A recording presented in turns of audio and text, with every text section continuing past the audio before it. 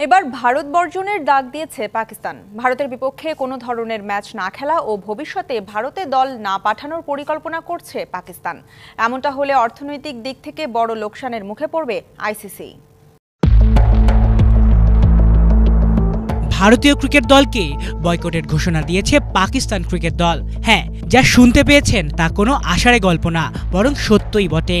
আর এতেই মাথায় হাত ক্রিকেটের সর্বোচ্চ নিয়ন্ত্রক সংস্থা আইসিসির। মূলত ক্রিকেট পরিমণ্ডলে ভারতীয় স্বেচ্ছাচারিতার প্রতিবাদে এমন সিদ্ধান্ত নিয়েছে পাকিস্তান ক্রিকেট বোর্ড।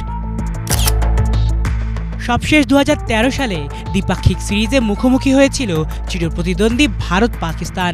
এরপর রাজনৈতিক বৈরিতা বাড়তে থাকায় শুধু এশিয়া কাপ ও আইসিসি ইভেন্টগুলোতেই লড়াই করে এই দুই পাওয়ার হাউস।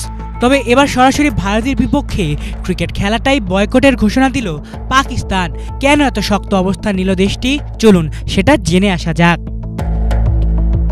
2025 সালের চ্যাম্পিয়ন্স ট্রফির আয়োজক হিসেবে আগে পাকিস্তানের নাম ঘোষণা করেছিল আইসিসি। আর এই টুর্নামেন্টকে সামনে রেখে প্রস্তুতিও শুরু করে দেশটি। তবে সেখানে খেলতে যেতে সাফ না করে দিয়েছে ভারত।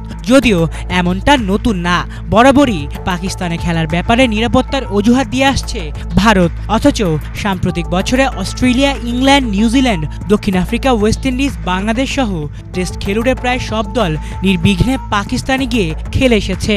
চিরপ্রতিদ্বন্দ্বী দেশের এমন স্বেচ্ছাচারিতায় এবার পাকিস্তান সরকারও কঠোর হওয়ার ঘোষণা দিল।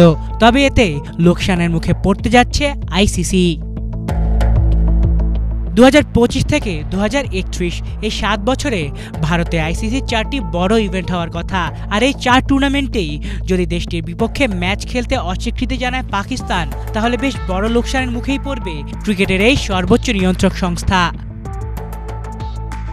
2024 থেকে 2027 চক্রে সম্প্রচার সত্ত্ব থেকে আইসিসির আয় করার কথা বাংলাদেশি মুদ্রায় 38,255 কোটি 52 লাখ টাকা।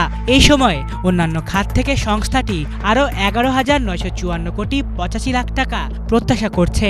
আইসিসির বিপুল পরিমাণ আয়ের বড় উৎস ভারত পাকিস্তান ম্যাচ, যা ধারাবাহিকভাবে নিয়ে আসে রেকর্ড দর্শক। আর বিশ্বব্যাপী ক্রিকেট প্রেমীদের আগ্রহও থাকে তুঙ্গে। এই ম্যাচ না হলে বেশিরভাগ স্পন্সরই মুখ ফিরে নেবে আইসিসির এই টুর্নামেন্টগুলো থেকে। সেক্ষেত্রে ক্ষতির মুখে পড়তে পারে বিশ্ব ক্রিকেটও।